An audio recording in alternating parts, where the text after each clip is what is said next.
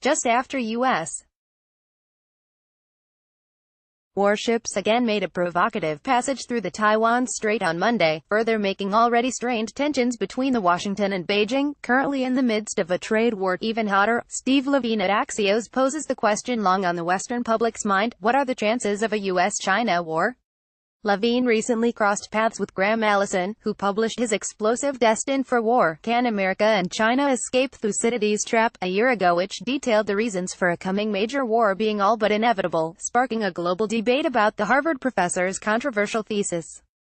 LeVine followed up with Allison in relation to the recent uptick in tensions in the region of the South China Sea. He said, if history holds, the U.S. and China appeared headed toward war. Over the weekend, I asked him for an update, specifically whether the danger of the two going to war seems to have risen. Yes, he responded, the chance of war is still less than 50%, but is real, and much more likely than is generally recognized. LeVine comments of Graham Allison's central thesis, glued to a 2,400-year-old script: the U.S. and China seem to be on the same war-bound path that great powers have taken since Sparta fought upstart Athens. LA Times. On Monday, the ships sailed from the south to the north through the Taiwan Strait and were shadowed by multiple Chinese Navy vessels. U.S. Navy. The reference is to the history of the Peloponnesian War, in which ancient Greek historian Thucydides told us the tale of a dominant regional power, Sparta, that felt threatened by the rise of a competing power, Athens. Sparta felt so threatened, in fact, that all the moves they made to keep the Athenian rise in check eventually escalated the power struggle into an all-out war. The idea is that when, out of fear, a dominant power takes certain steps to keep its competitor at bay, these actions ultimately lead to war between the two, or what modern political scientists call the Thucydides trap. If Thucydides were watching, he'd likely say all parties almost seem to be competing to show who can best exemplify the role as rising power, ruling power, and provocateur. Graham Allison. LeVine summarizes, based on Allison's latest comments, that now more than ever the two great powers are inching toward that trap in their brinkmanship based on an inexorable, invisible force prodding them to almost inevitable war. Per the Axios report, the U.S. has slapped increasing tariffs on Beijing, cordoned off U.S. tech, and jailed a Chinese spy, while Beijing has continued to build its military footprint in the disputed South China Sea, demanded tech secrets from Western companies, and more. But would the current trade war alone, or even wide-scale tech theft and a few encounters on the open seas, be enough to trigger escalation and actual war? Likely not, says Allison, but instead a World War I-type scenario of an unintended domino effect of one-upmanship in which, for example, the simple assassination of Archduke Franz Ferdinand triggered massive escalation leading to World War.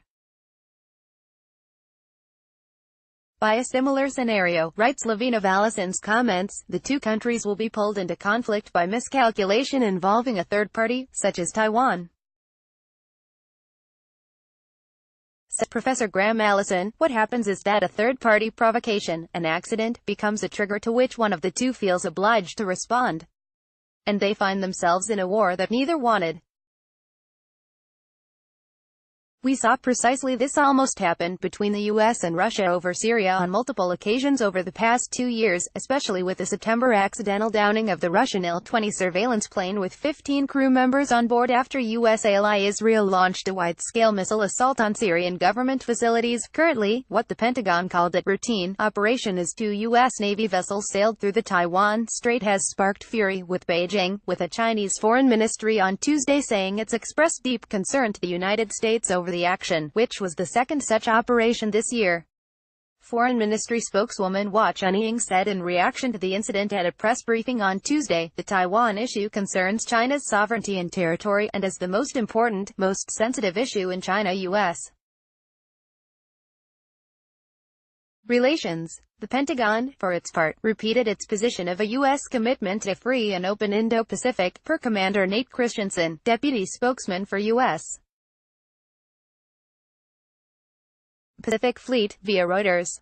The U.S. Navy will continue to fly, sail and operate anywhere international law allows, he added.